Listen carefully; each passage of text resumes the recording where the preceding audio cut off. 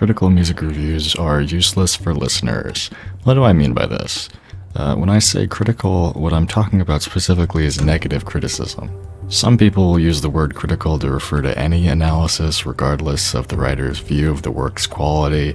That's not what I mean. For the purposes of what I'm saying here, criticism is meant to mean negative, severe, unfavorable judgment. Before I continue, I want to make it clear, I believe that critical reviews are fine entertainment, and they can stoke interesting discussion among music listeners. But now, let me try and narrow down the point I'm making by saying critical music reviews are useless for listeners. To do this, I want to try and define listener in this context. A music listener is a person with a keen interest in music. A person who enjoys a wide variety of music and makes it their goal to involve themselves with listening to music for the purposes of a hobby or a personal passion. Now, are you a listener by this definition? Then I'd ask, what use do critical music reviews have for you?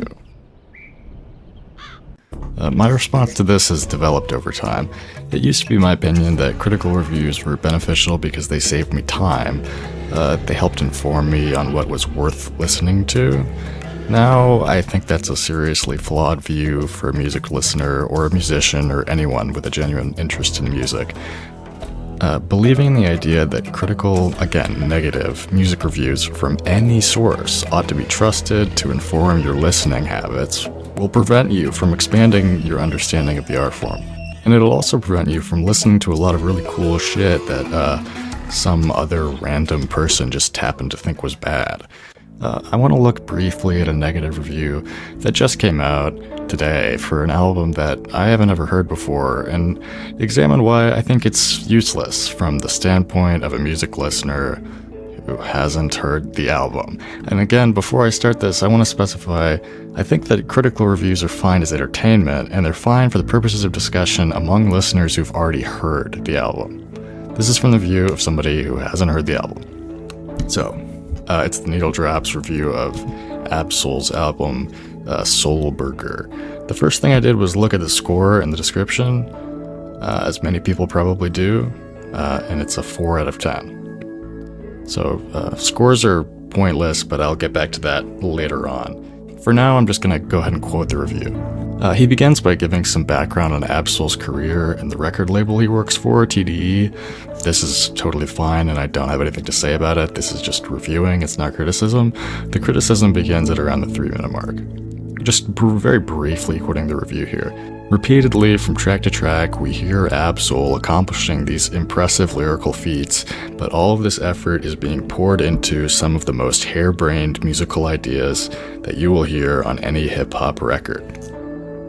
Now, this quote from the Needle Drop from Anthony Fantano is what made me want to make this video, because I think it's so objectionable and fundamentally useless for music listeners that it actually kind of irritates me just to listen and think about it. Now, why? Why does it irritate me? Other than the fact that I don't have a job. Beyond that, the idea that any human being, regardless of their experience as a music listener or as a musician, could describe any musical idea as harebrained is just absurd to me. It means basically nothing. It means that Fantano thought that some of the music was funny. Some of the music on Absol's Soul Burger made Fantano laugh. Soul Burger was funny to him. It should have basically no influence on whether or not a person goes and listens to the album. What does the word harebrained mean? Let's talk about that. According to Merriam-Webster, it means foolish, absurd, ridiculous. So who cares about this analysis? Why would anyone care about this? How can anyone possibly justify the idea that musical ideas being absurd is an objective detractor from the quality of the music? Maybe this statement, that Fantano thought that the ideas were harebrained could be useful for the people who made the album, for Absol or the producers or whatever, but for a listener who hasn't heard the album, it's totally useless information. Absolutely not helpful at all. and you should ignore it. Okay, I'm going to try and reframe the phrase to demonstrate my point. And again, this is a direct quote, harebrained musical ideas. How can we reinterpret that and reverse the analysis of quality in the writing to take the negative statement and turn it into something more positive? Just as an example, maybe instead of harebrained musical ideas, you could say silly and unexpected sounds. Maybe a positive review might say unusual musical decisions. Maybe they would say surprising and comedic arrangements. And the thing that I want to emphasize here is that all of these statements mean exactly the same thing. Music listening is 100% perception. Quality in music is 100% perception. Your ability to enjoy music, any music, is a function of perception. There's no such thing as objectively good or bad music. There's only music. Okay, any self-respecting musician or music listener understands this on some level. You know, it should be understood, but a lot of people don't understand it. So in this review, a negative review, a critical review, we see the Needle Drop operating not as a music review sort of publication or as like distributors of analysis, but instead as a criticism, just as music criticism, as taste-making, as a taste-making organization or whatever, and as entertainment. I don't think that even the people that work at the Needle Drop would use this review to try and inform their music listening. So why do music listeners do that? What utility does this have for a music listener trying to decide what they'd like to listen to? And I would say it has none. It has no utility. Listen to what you want to listen to. Listen to it yourself first. Form your own opinion on it naturally by listening to it. And then, if you want to, engage with the criticism of the work. That's what I would say to music listeners is a more enjoyable way of engaging with music and also with music criticism. If you see a negative review for an album that you haven't heard, either don't read it or don't listen to it, or if you do, then take it with a huge grain of salt, because it's not factual. It is not the end-all be-all. It is not anything other than somebody's opinion about something. If you like the taste of apples and your buddy doesn't like apples, are you then going to stop eating apples? You know, it's like that's the same principle. It's the same principle. It might sound ridiculous, but it's the same thing.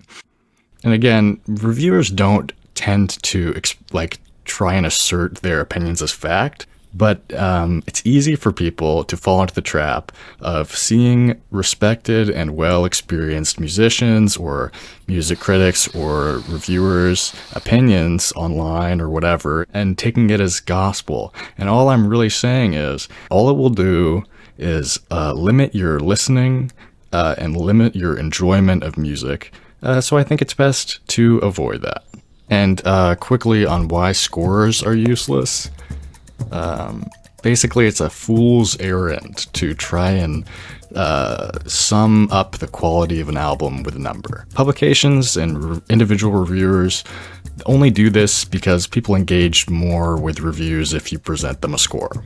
A score is like an effigy for audiences to burn or to worship. A score is not a review. A score is no more a review than the thumbnail of a video is a review, or a thumbs up or a thumbs down.